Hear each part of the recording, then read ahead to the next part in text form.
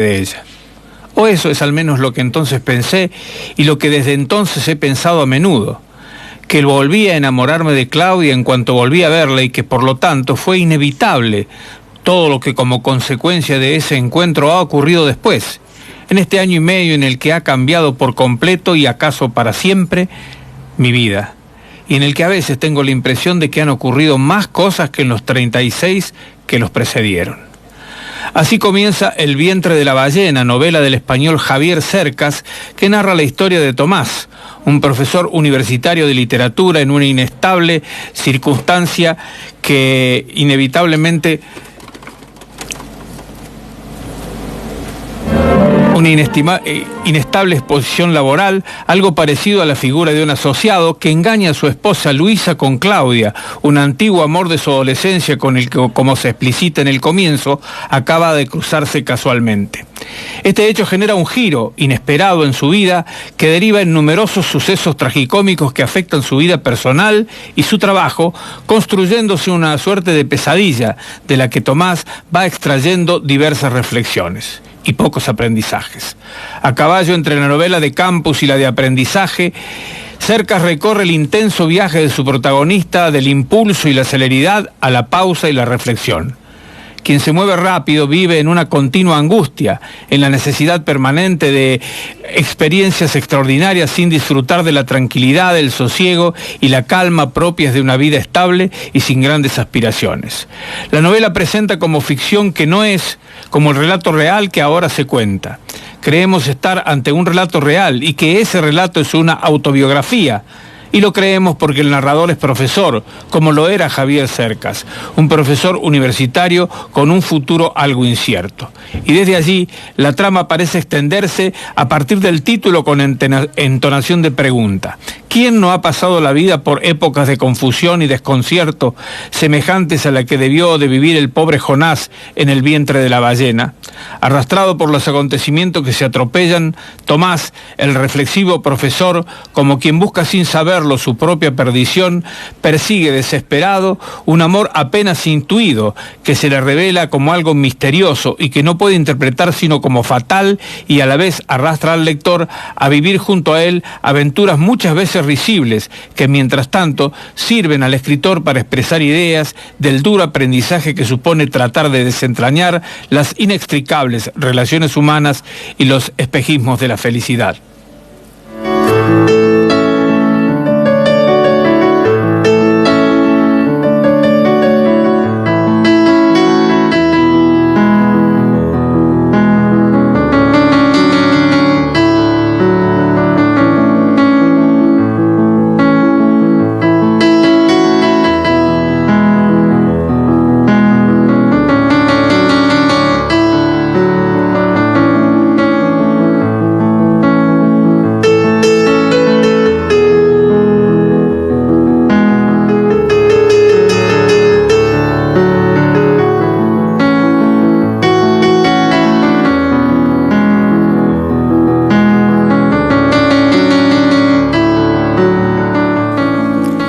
Y para el final, como es habitual los jueves, escuchamos a Rocío Sánchez.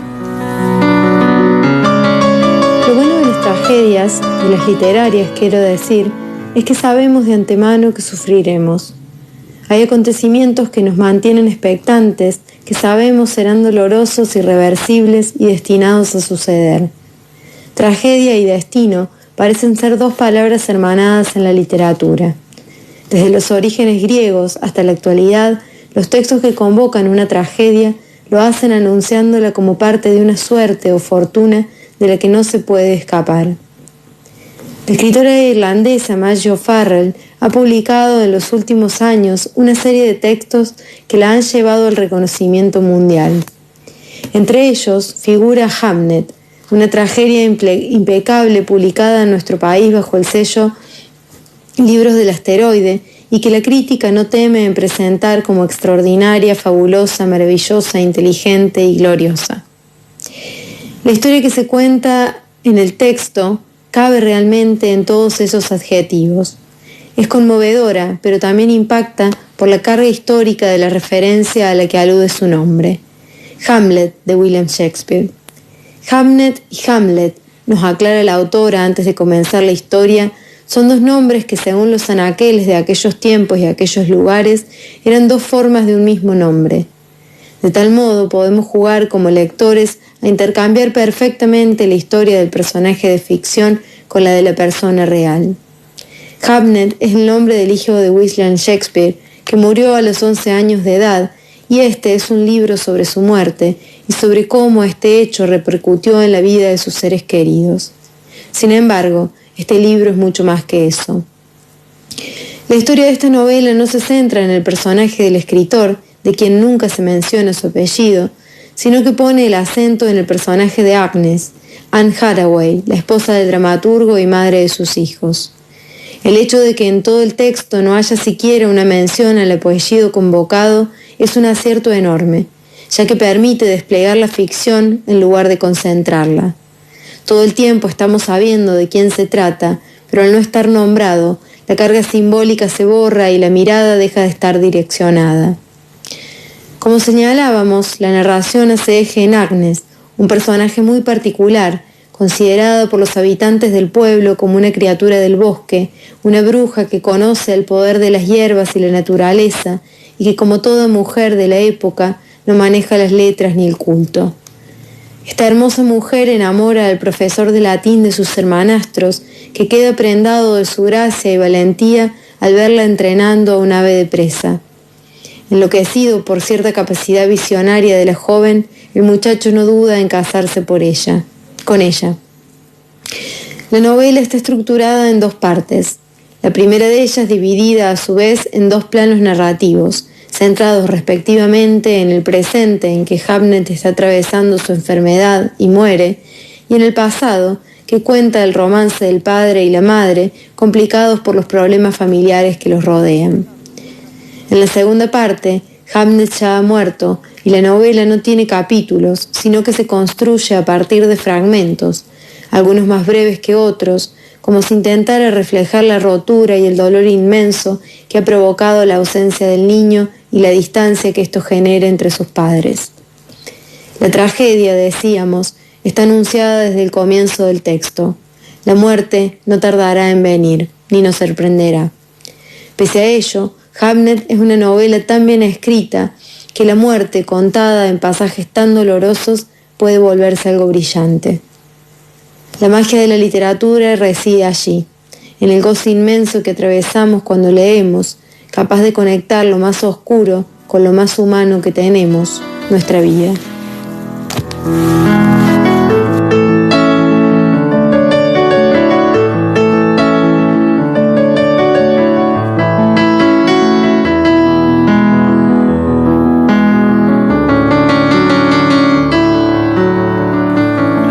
Literarias, los libros con historia y el análisis literario de Rocío Sánchez. Gracias, Ricardo, que sí, la pase bien. Bueno, me permite una aclaración. Acabamos de decir que uno de los estrenos era la película Almamula, sí, que se iba a exhibir en el circuito alternativo allá en el Centro Cultural Leonardo Fabio. Sí. Nos acaban de avisar que se ha suspendido, dicen, por razones ajenas a la programación entre nosotros, y esto no proviene de la información oficial, sino que me parece que hay una carencia de fondos. Los fondos han ido para otros lados y hay en las actividades de la provincia un recorte bastante pronunciado.